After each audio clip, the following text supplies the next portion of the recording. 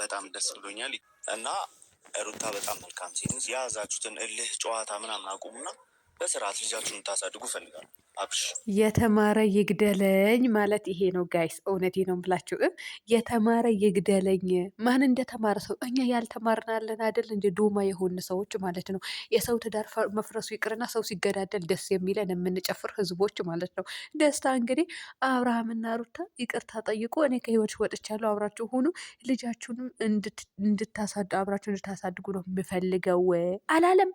ወይኔ በላቸው፣ ወይኔ በላቸው፣ ወይኔ በላቸው፣ ወይኔ በላቸው። ሄርሜላ ቀጣይ ቀጥይበት፣ እውነት ቀጣይ ቀጥይበትና እነዚህ ጅላንፎ የሆኑ ሁለት ልጆች አንድ ላይ አላጥፈሻቸው ዞር በይልን ማለት ነው። እውነት አንቺ ባልሽን ይዘሽ ነ እነሱ ሚስትና ባል ይምጡ። ሰላም አሌይኩም ወራህመቱላሂ ወበረካቱ። ውድና የተከበራችሁ ቻናል ቤተሰቦች እንዴት ናቸው? ሊንዳና ናቸው።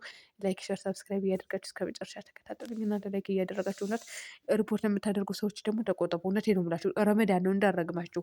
እናም ስንትና ስንት ረብሻ አለ በየአረብ ሀገሩ። ስለዚህ ሰላማችሁ ነው የምመኝላችሁ። ሪፖርት አታድርጉ። ሁሉም ድራማ ነው የሚሰሩት። አሁን ድራማው ሊያበቃ ነው። እልል ነበረ ባቅበት፣ ወላሂ እልል ነበረ ግን አላቅበትም። እልል ብዬም አላቅም።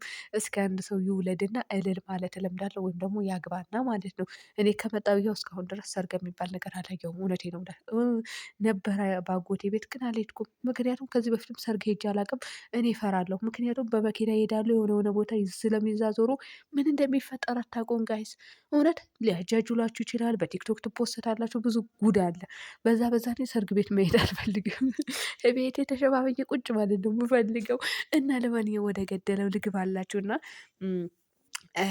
አብርሃምና ሩታ አብራችሁ የያዛችሁት እልህና ጨዋታ ትታችሁ ትዳራችሁ እንድትመሩ ነው የምፈልገው አለ ማለት ነው። እውነቴ ነው የምልህ አከበርኩ አሁን ማለት ነው። ሰሞኑን እያቃጠልከኝ ነበረ። ባለትዳሩ ሴትን እንዴት ይፈልጋል እያልኩኝ ነበረ። ለማንኛውም ደስ ብሎኛል በጣም።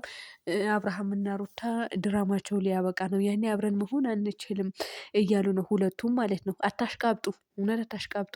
አብረን መሆን አንችልም፣ አብራችሁ እየዋላችሁ እያደራችሁ አብረን መሆን አንችልም፣ እኛን ሸውዳችሁ ልሞቱ ነው። ቀጣይ ሄርሜላም ትመጣና አብርሃም ከሩታ ጋር የምትሆን ከሆነ አሁን እኔ የራሴ ህይወት እኖራለሁ ትለዋለች። የዛኔ ቀጥለጥ ብሎ አብርሃም ይመለሳል። እውነቴ ነው የምላችሁ ገንዘብ ምንም አያደርግላችሁም። ህሊና የሚባል ነገር አለ፣ ቤተሰብ የሚባል ነገር አለ፣ ልጅ የሚባል ነገር አለ፣ ወንድነት የሚባል ነገር አለ፣ ሴትነት የሚባል ነገር አለ፣ አባትነት የሚባል ነገር አለ፣ እናትነት የሚባል ነገር አለ። ህሊናችሁ ሊወቅሳችሁ ይገባል ማለት ነው። ከዚህ ከተጨቃጨቀና ከተጨማለቀ ድራማ ወታችሁ ልጃችሁ ብታሳድጉ ነው የሚሻላችሁ። እኔም ይሄ ነው የምመርጠው ማለት ነው።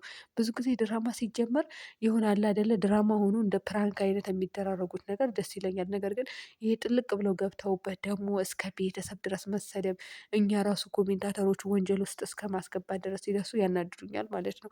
ግድ ሆኖብን ነው ዝም የምንለው እንጂ ወደን አይደለም እዚህ ጋር ጸጥ የምንለው ግን ለምን ተመልካችም አይረዳም በብዛት። አሁን እኛ ስንናገር ራሱ ብዙ ጊዜ ሪፖርት ይደረግብናል። የኔ ቻናል ራሱ ቀጥቅጠው ጥለውታል። ፈጣሪ ወይ ትዕግስቱን ስጠኝ፣ እንደው ቀልብ ስጣቸው እነዚህ ልጆች ማለት ነው። ሪፖርት የሚያደርጉ ልጆች ቀልብ ስጣቸው፣ ድራማው እንደሆነ አሳውቃቸው፣ እውነት ያሳውቃቸው። ሌላ ምንም የሚለው ነገር የለም።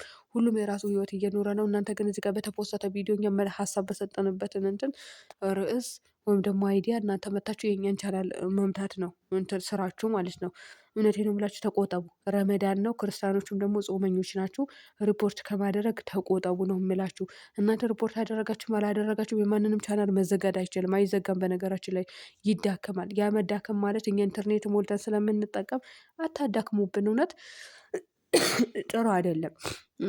ሰው የሆነ መልካም ነገር ልታደርጉለት ይገባል እንጂ በክፉ ነገር ልትመልሱለት አይገባም። እኔ እንደዚህ አይነት በሰው ቻናል ላይ እጄን አንስቼም አላቅም፣ ሪፖርትም አድርጌም አላቅም፣ ላደርግም አልችልም፣ እጄም አይታዘዝልኝም ማለት ነው። እኛ ሀሳብ ስንሰጥ ደግሞ አትናደዱ።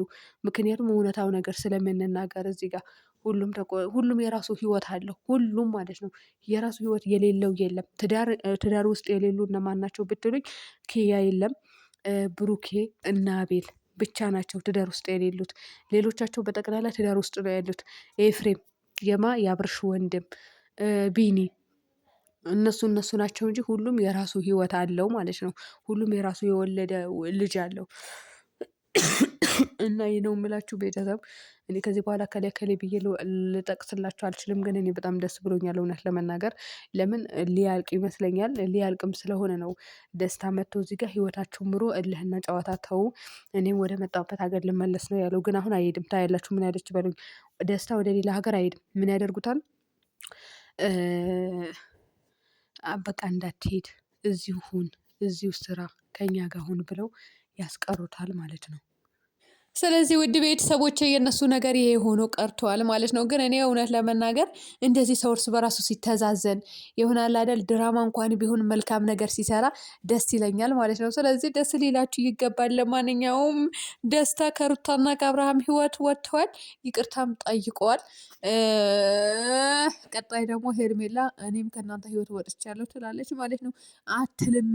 አብርሃምና ሄርሜላ ይጋባሉ የምትሉ ካላችሁ ይጋባሉ፣ ለድራማ ችግር የለውም።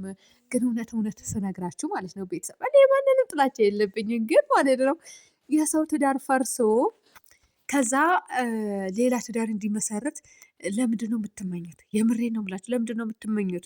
እነሱ እኮ አሁን ብዙ ትዝብት ይወስዱብናል በእኛ ማለት ነው። ስናወራም ስንቆምትም ተመልካች ምናክል በቃ ምናክል የወረዱ ናቸው ብለው ነው የሚያስቡን።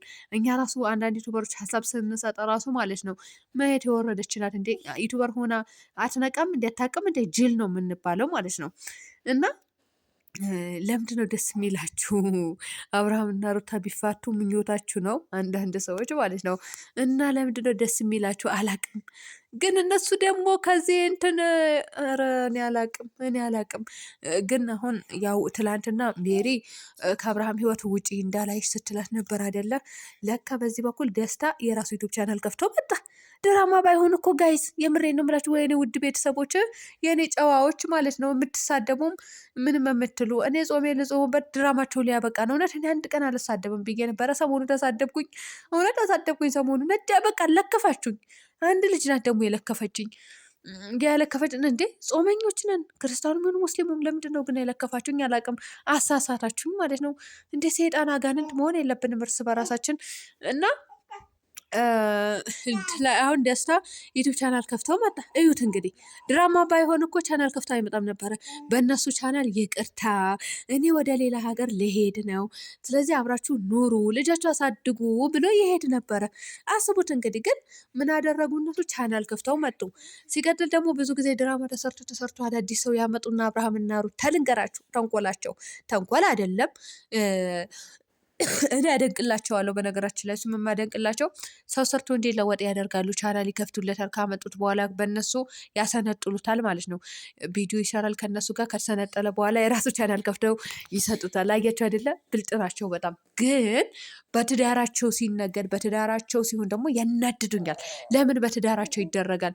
ለምን በትዳራቸው ላይ ቪዲዮ እንዲሰራ ሌላኛው ሰው እንዲፈምስ ያደርጋሉ? ብዬም ደግሞ ያናድዱኛል ማለት ነው።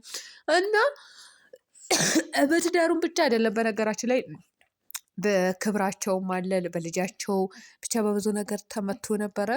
እንግዲህ ያ ሁሉ ታሪክ እያለፈ ይገኛል። ወይኔ ማሮች አይዟችሁ። የሰደባችሁኝም ይቅር ብያችኋለሁ። እኔም አልሳደብም። የሰደብኳቸው እውነት ላላ ብላችሁ አፉ በሉኝ ማለት ነው። እኔ ጾሜን አበላሽቻለሁ የሆነ ቀን ምክንያቱም ስለተሳደብኩኝ። አፋችን እኮ መብላት ብቻ